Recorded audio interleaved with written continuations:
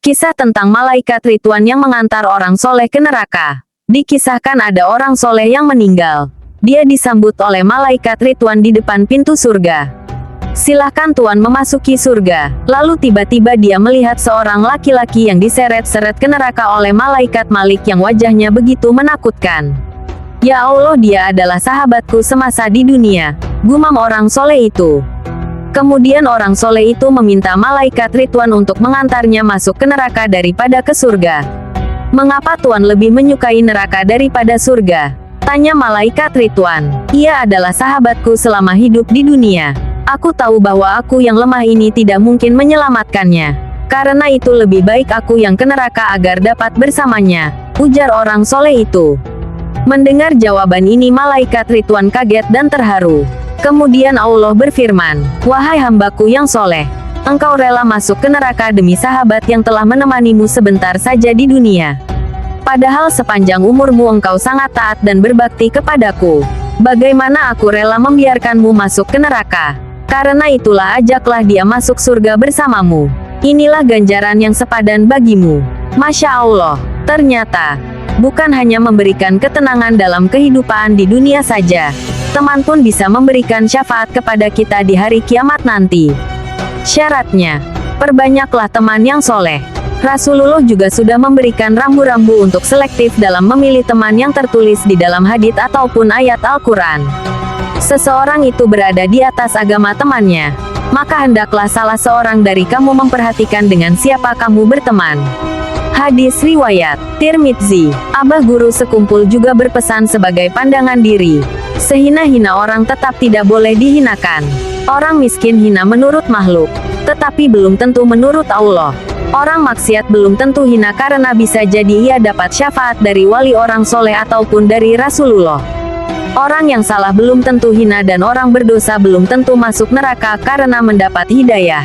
Dengan ilmunya, sadar akan dosanya, di penghujung hayatnya dia bertaubat. Semua orang baik, sedang diri sendiri tidak baik, itulah pandangan diri. Semoga Allah kabulkan segala hajat kita. Berkat Rasulullah, berkat waliullah, guru-guru kita dan orang-orang soleh.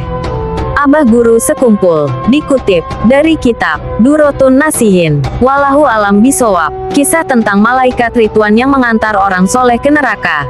Dikisahkan ada orang soleh yang meninggal. Dia disambut oleh malaikat Ridwan di depan pintu surga.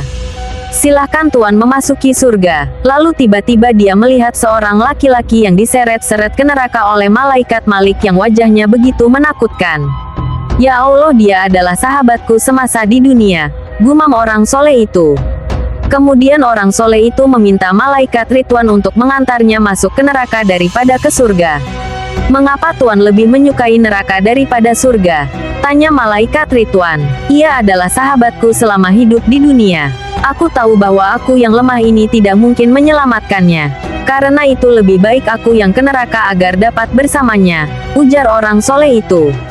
Mendengar jawaban ini malaikat Ridwan kaget dan terharu.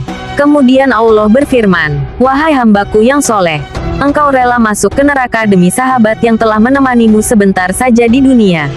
Padahal sepanjang umurmu engkau sangat taat dan berbakti kepadaku. Bagaimana aku rela membiarkanmu masuk ke neraka? Karena itulah ajaklah dia masuk surga bersamamu. Inilah ganjaran yang sepadan bagimu." Masya Allah, ternyata bukan hanya memberikan ketenangan dalam kehidupan di dunia saja, teman pun bisa memberikan syafaat kepada kita di hari kiamat nanti. Syaratnya, perbanyaklah teman yang soleh. Rasulullah juga sudah memberikan rambu-rambu untuk selektif dalam memilih teman yang tertulis di dalam hadits ataupun ayat Al-Quran. Seseorang itu berada di atas agama temannya, maka hendaklah salah seorang dari kamu memperhatikan dengan siapa kamu berteman. Hadis riwayat Tirmidzi. Abah guru sekumpul juga berpesan sebagai pandangan diri. Sehina-hina orang tetap tidak boleh dihinakan. Orang miskin hina menurut makhluk, tetapi belum tentu menurut Allah. Orang maksiat belum tentu hina karena bisa jadi ia dapat syafaat dari wali orang soleh ataupun dari Rasulullah. Orang yang salah belum tentu hina dan orang berdosa belum tentu masuk neraka karena mendapat hidayah. Dengan ilmunya, sadar akan dosanya, di penghujung hayatnya dia bertaubat. Semua orang baik, Sedang diri sendiri tidak baik, itulah pandangan diri. Semoga Allah kabulkan segala hajat kita. Berkat Rasulullah, berkat waliullah, guru-guru kita dan orang-orang soleh. Abah Guru Sekumpul, dikutip dari kitab Durotun Nasihin. Wallahu alam bisawab.